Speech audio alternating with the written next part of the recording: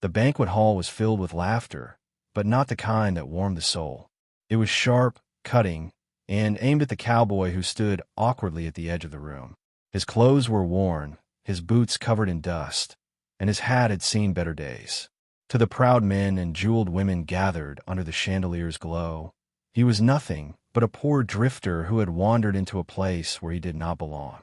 They mocked him openly, their words slicing through the air, certain that a man so rough had no right to stand among them. Yet the cowboy did not flinch. He kept his head low, his hands steady, and his silence unbroken. In a land where reputation was worth more than gold, he was willing to bear their scorn without protest.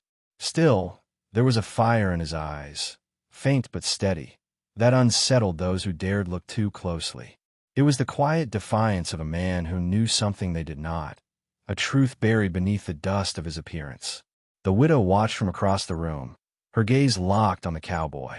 Unlike the others, she saw past the worn fabric and the dirt-stained boots. She had known men who dressed in fine coats, but carried nothing but vanity in their hearts. This man, however, carried himself with a weight that spoke of endurance, of battles fought on fields harsher than any ballroom. And though he was the target of ridicule, she sensed that his silence was not weakness, it was restraint. Whispers rippled through the crowd as the mocking grew louder. Some laughed at his calloused hands, others at his plain manners, until the room itself seemed to turn against him. Still, the cowboy remained unmoved, his stillness a mirror that reflected their cruelty back upon them. It was then that the widow rose, her voice cutting through the jeers like a blade. With calm authority, she revealed the truth none of them had imagined. The very land beneath their banquet hall, the soil that gave them wealth and status, belonged to the man they had mocked. The laughter died in an instant, replaced by stunned silence. Eyes once filled with arrogance now faltered, and the cowboy finally lifted his head. For the first time, the crowd saw not a poor wanderer, but the rightful master of the ground they stood on. And in that revelation, every sneer and every cruel word turned into shame. The banquet would be remembered not for its riches or its glamour, but for the moment when pride was silenced by the quiet strength of a man the world had underestimated. The silence that followed the widow's revelation was more deafening than the laughter had ever been. The chandeliers flickered as though the very air had shifted, and every face in the hall turned pale. The cowboy, who had endured every mocking word with unshaken calm, now stood tall. His dusty boots, once ridiculed, seemed to carry the weight of authority greater than any polished shoe in the room.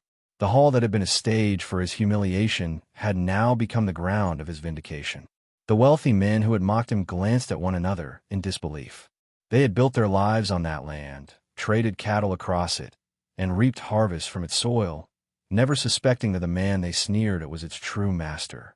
The widow's words had exposed them, not only to their arrogance, but to the fragility of the power they thought unshakable. In the Old West, ownership was not merely about deeds and signatures. It was about survival, endurance, and the respect to the land itself. The cowboy's eyes moved across the hall, not in anger, but in quiet judgment. He did not boast, nor did he need to. The truth spoke louder than any defense he could have offered. For years, he had carried his silence as a burden, allowing others to underestimate him, to trample on his name, to laugh at his appearance.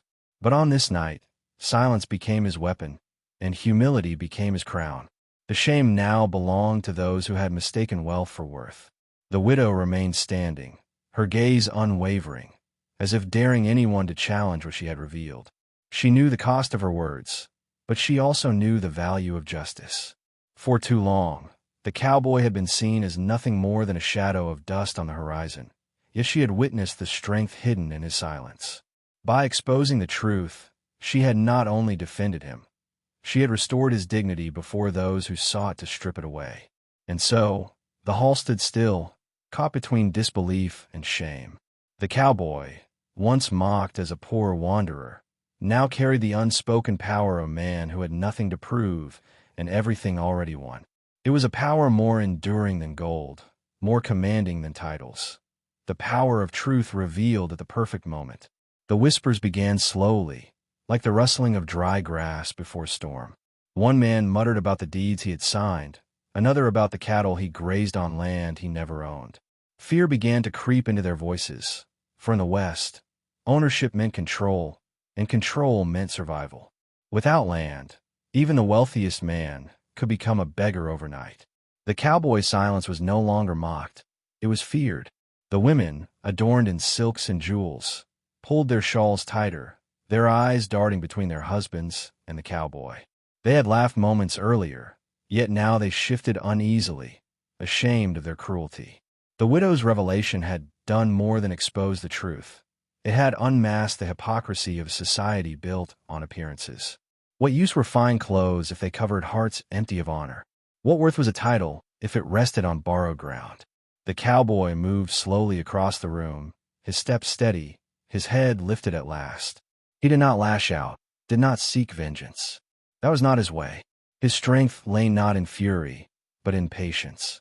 He had let them speak, let them scorn, let them build their illusions.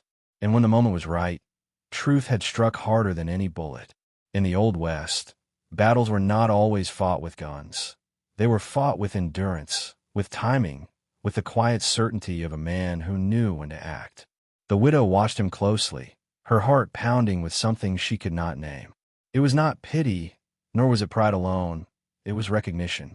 Recognition that in a world where men flaunted power, true greatness often walked unnoticed. She had seen in the cowboy's silence, in the way he bore humiliation without breaking, and in the way he now carried victory without gloating. His silence had been misunderstood as weakness, but it was strength deeper than words could ever convey. As the crowd parted to let him pass, the cowboy's shadow stretched long beneath the flickering lights. He was no longer the poor man mocked at the banquet. He was the quiet force of the land itself, unshaken, unyielding, and finally revealed for what he had always been. And though the night was not yet over, every soul in that room understood one thing. They had misjudged him, and in doing so, they had misjudged the very spirit of the West. The tension in the hall clung like smoke after gunfire. Some of the men tried to recover their pride, forcing laughter and shallow words, as if the revelation meant nothing. But their eyes betrayed them. Each glance at the cowboy carried a shadow of fear, as though they finally recognized the danger of mocking a man whose roots ran deeper than their wealth. In the West, arrogance often died quickly, sometimes with the pull of a trigger, sometimes with the truth spoken aloud. Tonight, it died with silence. The widow stood firm beside him, her presence more powerful than any weapon. She had risked her reputation by unveiling the truth, yet in doing so she revealed her own courage. In a world where women were often overlooked, she had shifted the entire balance of the room with a single revelation. Her voice had carried weight where others' words had been empty. And while the cowboy's silence unsettled the crowd, her defiance commanded their respect. Together, without firing a single shot, they had altered the story of the evening. The cowboy's eyes moved to the table where the wealthiest ranchers sat, their gold chains glinting beneath the candlelight. They avoided his gaze now, men who just moments ago had puffed their chests and sneered at his dusty boots. He didn't need to speak. The truth had done what pride never could. The land they sat upon, the very hall in which they celebrated, rested under his name. He had no need to demand respect. It had been forced upon them by the weight of what they owed. One by one, glasses were lowered, laughter silenced, and conversation stalled. The atmosphere shifted from mockery to unease, from arrogance to humility. The banquet, once meant to flaunt wealth and power, had become a trial of character, and most had failed. It was no longer the cowboy who stood out as an outsider. It was those who, in their cruelty, had revealed the emptiness of their own hearts. And yet, the cowboy remained unmoved. He was not there to boast, nor to claim vengeance. His silence had always been his shield, and now it became his crown. By enduring ridicule without breaking, and by allowing truth to speak louder than pride, he had become something more than a man mocked at a banquet. He had become a symbol of what the Old West respected most: dignity, strength, and the quiet endurance of a soul bound to the land. As the night pressed on, the widow's eyes never left him. She knew that this moment would not be forgotten, not by her and not by the town. The cowboy had been revealed, but revelation brought both respect and danger. Power was a fragile thing in the West, and envy was often more dangerous than any outlaw's gun. She wondered how many in that hall would leave plotting against him, their pride demanding vengeance for the humiliation they felt. Still, she could not deny the change that had taken root. Where once she had seen a man of dust and silence, she now saw the master of a land that had shaped him. His silence had not been emptiness, but patience. His humility had not been weakness, but restraint. And his endurance had not been mere survival. It had been the making of a man capable of carrying the weight of land, legacy, and truth. The crowd began to disperse, their whispers trailing like shadows. Some bowed their heads as they passed, offering uneasy nods of respect. Others turned their faces away, unwilling to admit the sting of their shame. Yet every step they took was a confession. They had mocked a man who had stood taller than all of them, even when bowed beneath ridicule. The memory of their laughter would follow them, not as victory, but as guilt. The widow stepped closer to him, her voice soft but steady. "They see you now," she said, though her words carried a deeper meaning. For it was not just the crowd who saw him differently. It was her. She had witnessed not only his silence, but the fire that lived beneath it, the strength that could change the course of a room with nothing but truth. Her eyes searched his, wondering if he understood the power he carried, and if he realized that tonight had bound their fates together. And as the hall emptied, the cowboy remained still, his gaze fixed on the ground that was his by right. He did not need applause or words of acknowledgement. In the West, the land itself was the only witness that mattered. And as long as the soil beneath his boots remembered his name, no ridicule, no banquet, and no mockery could ever take his dignity away.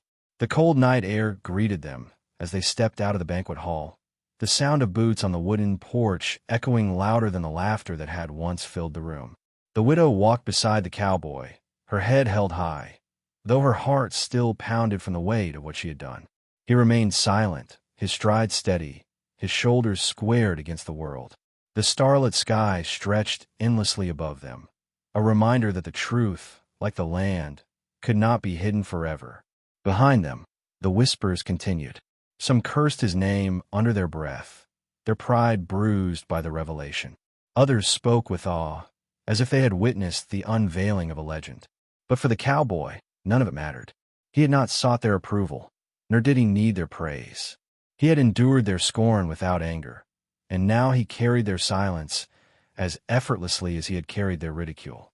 That was the way of the West. True strength needed no validation. The widow glanced at him, searching his face for any sign of satisfaction or relief. There was none.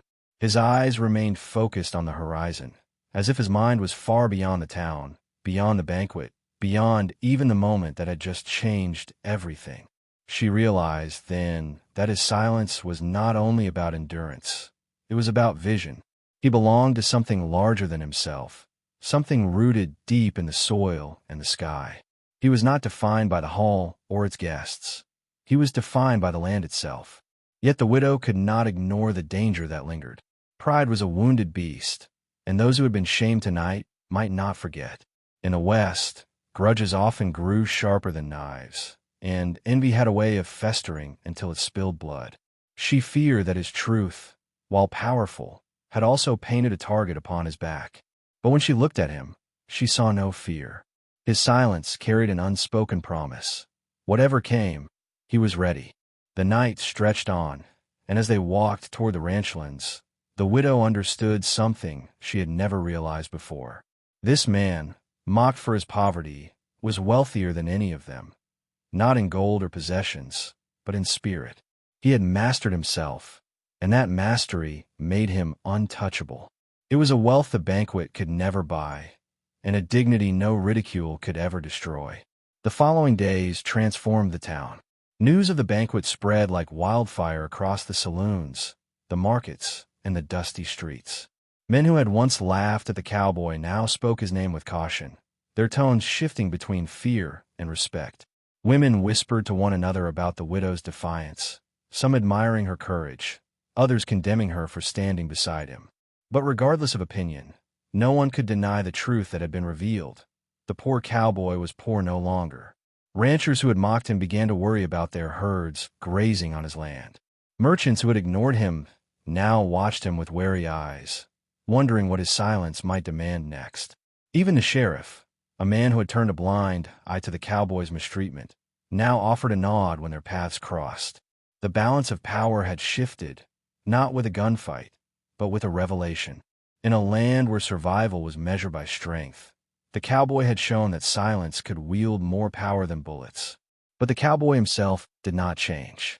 He continued his work on the land as he always had, rising with the dawn, tending the cattle, mending fences, and watching the horizon with the patience of a man carved from the soil. He neither flaunted his ownership nor sought revenge against those who had mocked him. Instead, his silence remained, steady and unbroken, leaving others to wrestle with their shame in the quiet spaces between words. The widow stayed close, her presence a constant reminder of the moment that had turned ridicule into reverence. She watched how he carried himself, how he let others speak while he listened, how he allowed truth to weigh heavier than pride. Her respect for him grew with each passing day, not because of what he owned, but because of who he had revealed himself to be, a man bound not by vanity, but by dignity. And so, the legend began to grow. The poor cowboy, once mocked at a banquet, became a story retold in every corner of the town.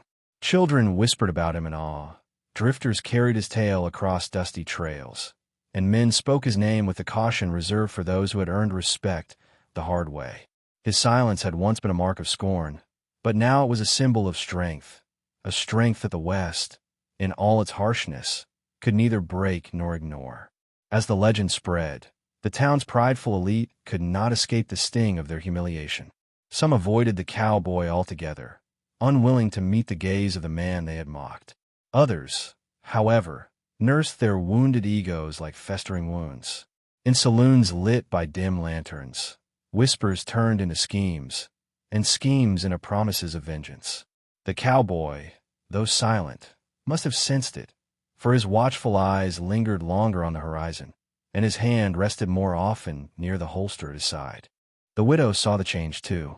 Though his routines remained the same, working the land with quiet precision, tending to the horses, and moving with the steady rhythm of survival, there was a tension beneath the surface, a storm hidden in stillness. She wondered if he regretted the truth being revealed, if perhaps he had chosen silence all these years not because he was weak, but because he knew that truth, once spoken, had the power to stir enemies from their shadows. One evening, as the sun melted into the horizon, the widow approached him with words that trembled on her lips. "Do you fear what they might do?" she asked. For a long moment, he said nothing, his face carved in the fading light.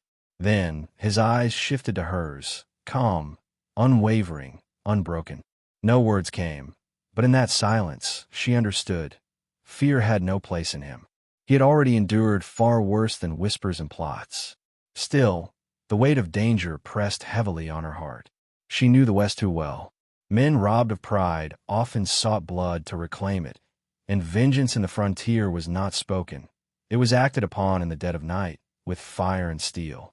Yet even as fear gnawed at her, she felt steadied by his presence. His silence was not indifference. It was a shield, not only for himself, but for her as well. The town waited, restless and uncertain, to see how the story would unfold. Would the poor cowboy, now revealed as master of the land, be challenged by those who could not accept the truth? Or would his silence, once mocked and now revered, hold them at bay? The answer, the widow knew, would shape not only their fate, but the legacy of the man who carried the West's harshest truths in his unspoken strength. It was not long before the tension boiled over. A group of men, their pride wounded beyond repair, began to spread rumors that the widow's words had been lies. They claimed the cowboy was no landowner, but a thief who had tricked her into speaking for him. In the saloons, their voices grew louder, feeding on envy, until others began to believe. It was not land or wealth they truly sought. It was the satisfaction of dragging him back into the dust where they thought he belonged. The widow heard these rumors and felt the sting of their venom. She feared that the truth, though written in deeds and sealed by law, might not be enough to silence envy's tongue. She wanted the cowboy to defend himself, to speak aloud the proof of his rights. But as always, he remained silent, his strength not in fighting their words but in letting them collapse beneath their own weight. In a world built on noise, his silence became unbearable for his enemies. One night, as lanterns burned low in the streets, a drunken rancher confronted him, spitting curses and demanding he deny the widow's claim. The crowd leaned in, waiting, hungry for spectacle. The cowboy stood calm, his eyes steady, his hands resting lightly at his sides. No defense, no boast, no fury, only silence. And in that silence, the drunken man's rage turned hollow. His curses faltered, his voice cracked, and the weight of his own emptiness drowned him in front of the crowd. The widow, watching from the edge of the street, felt her chest tighten. She saw how his silence once again spoke louder than words. It stripped the lies bare, exposed pride for the weakness it was, and left his enemies trembling in their own shame. He was a man who did not need to prove what was already true, and in that restraint lay a power stronger than any weapon. By dawn, the town's whispers had shifted once more. Those who had doubted now carried the memory of the confrontation, retelling how the poor cowboy had faced hatred without raising his voice or his gun. In the West, legends were not built only from violence. They were carved in dignity, in endurance, and in the unshakable presence of a man who could not be broken. The days that followed brought a fragile calm, though beneath it, the widow could feel the currents of envy still twisting like snakes beneath the surface. The cowboy, as ever, moved with steady grace, tending the land with hands that bore both strength and restraint. His silence was not a retreat, but a reminder, a constant, unshakable force that neither insult nor rumor could unravel. To those who had eyes to see, it was clear. His silence was the foundation of his power. But silence could not erase fear. The men who had been shamed at the banquet began gathering in corners of saloons, their voices low, their eyes darting like thieves. They spoke of setting fire to his barns, of driving his cattle from the land, of testing how much silence he could endure before breaking. They mistook restraint for weakness, forgetting that the West had a way of turning quiet men into storms when pushed too far. The widow saw the danger growing. She urged him to speak, to defend himself not only with his deeds, but with his voice. Yet he remained silent, as though his patience was boundless. But in his gaze, she began to notice something new, an edge, sharp and waiting, like the glint of steel beneath cloth. His silence was not endless. It was coiled, ready, a rattlesnake waiting for the strike. One evening, as the sun bled into the horizon, he stood at the edge of his land, eyes locked on the hills beyond. The widow joined him, her hand brushing his arm, her voice low with worry. "They will not stop," she said. For a long moment, he gave no answer. Then his eyes met hers, filled with a fire that chilled her to the bone. She realized then what the town had failed to understand. His silence was not surrender. It was a warning. The West did not forgive arrogance, nor did it protect those who mocked its laws of honor and survival. And though the cowboy had endured more scorn than most men could bear, the widow knew that when his silence finally broke, it would not come gently. It would come like thunder across the plains, a reckoning that would leave no doubt about who truly held the power of the land. The breaking point came under the cloak of night. Torches flickered in the darkness as a group of men rode toward his ranch, their drunken voices echoing with threats and laughter. They thought themselves brave, emboldened by numbers, convinced that the silent man would cower in his shadows. But the widow, watching from the porch, felt no such illusion. She saw the cowboy waiting, still and steady, like a mountain bracing against a storm. The men dismounted, their boots striking the earth, their words laced with venom. They shouted for him to come out, to face them, to prove himself. And for the first time, he stepped forward, not in anger, not in haste, but with the quiet certainty of a man who had nothing left to hide. His silence carried him into the torchlight, where the flames danced against his weathered face, revealing eyes that burned with untold stories. For a moment, the world stood still. Then his voice cut through the night, low, steady, and unyielding. "This land is mine." Only 4 words, but they fell heavier than any gunshot. The men who had come to test him faltered, their courage draining like water into sand. They had expected defiance, perhaps even violence, but not this. Words carried with the force of a man who spoke rarely, but spoke truth. The widow's heart trembled at the sound. It was the voice of a man who had chosen silence for years, who had carried grief, humiliation, and scorn without ever yielding. And now, when the moment demanded it, he had broken that silence not with rage, but with certainty. His voice was the sound of finality, of truth unshakable, of the spirit of the West itself. The men retreated, their bravado shattered, their torches dying against the cold night wind. And as the cowboy stood in the glow of the fading fire, the widow knew what the town would come to understand. Silence can carry more power than thunder, but when it breaks, it rewrites everything. The poor cowboy was poor no longer, not in land, not in spirit, not in legend. He had become the embodiment of the West's greatest truth, that dignity, once revealed, can never again be silenced. In the end, the tale of the poor cowboy mocked at the banquet is not merely about land or wealth. It is about dignity. He showed the world that silence, when carried with patience and truth, has the power to disarm pride and expose arrogance. What the banquet guests thought was weakness became his greatest strength, and what they believed to be shame became his triumph. His story teaches us that in the harsh lands of the West, appearances deceive, but character endures. The widow's courage was equally vital. By standing in truth when others fell into mockery, she reminded us that sometimes one voice is enough to change everything. It was not the grand halls, the chandeliers, or the laughter of the powerful that defined the night. It was the choice of one woman to speak and one man to remain steadfast.